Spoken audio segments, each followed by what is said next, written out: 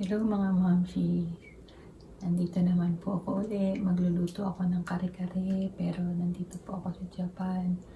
Wala po kasi dito peanut butter na nabibili ko sa palengke. So meron ako Skippy. Try natin gamitin tong Skippy sa kare-kare. Tapos maghihiwa lang ako ng bawang, sibuyas. Tapos, ang chicken, boneless na siya, boneless. Hiwain ko na lang siya. Yung parang ano. Saka imbis na may pechay. Ano na lang to. Kasi alam po anong tawag dito. Basta ito lang yung gulay dito. Wala na akong sitaw. Wala na rin talong. So, ito lang guys ang gagamitin ko. Simple recipe. Sa recipe ng kare-kare. Okay guys, maghiwa lang ako.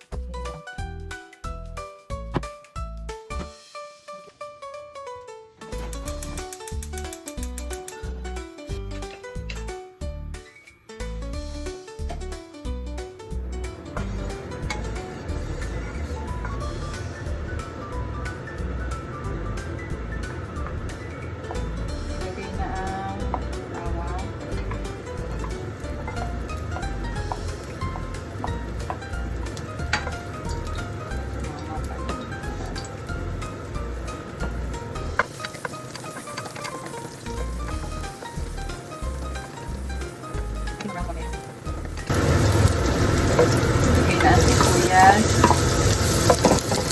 Sarap naman ng maraming sibuyas.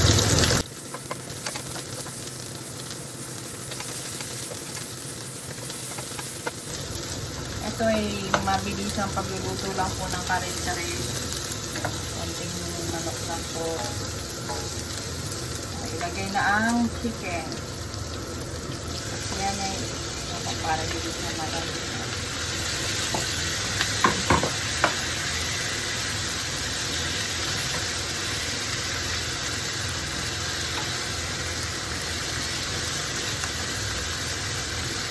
Ang medyo na brown siya, saka ko na lalagyan siya ng sabaw ng water. Lalagyan ko ng peanut. Peanut na sticky. Wala naman dito. Peanut butter sa palengke. Wait po natin siya mag-brown ng konti. Wala yung lang siya. Ayan mga mamsis, medyo na brown na siya. Pwede na yung sibuyas. Medyo pa na siya ng konti. Mga 2 cups. Tubig. Ayan. Pakukulit ko pa siya. Mamaya lalagyan pa na siya ng peanut.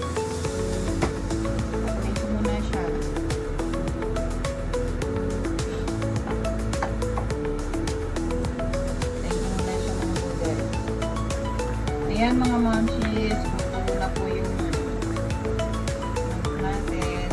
Ito po yung peanut butter na ako dito sa Japan. Yan lang po. Subukan natin kung masarap siya. Lagyan natin ng dalawang kutsara ay tatlo.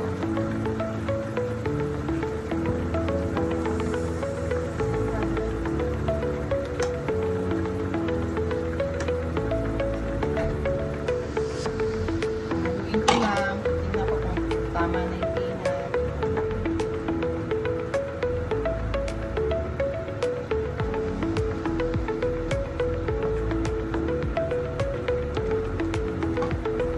Dagdagan ko pa ng isang kutsara pa.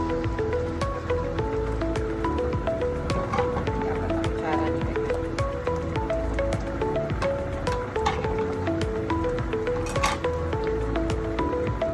Ayan mga momshi, luto na siya. Bigyan natin siya.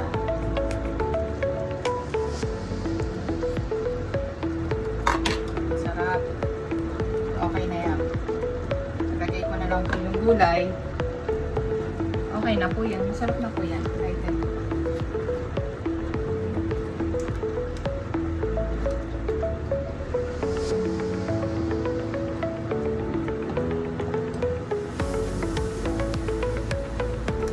Ayan guys. Lutuin ko na lang po ang gulay. Tapos na po yan. Kahit hindi siya mapula-pula. Magustuhan po pala ako ng aswete. Masarap naman po pala gamitin yung peanut butter na siya.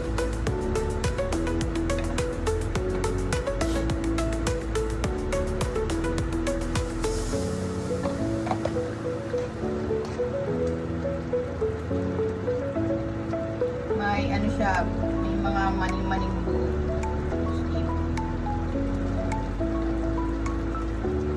Meron naman po akong nailutong bagoong. Tinitig na akong makatabi ko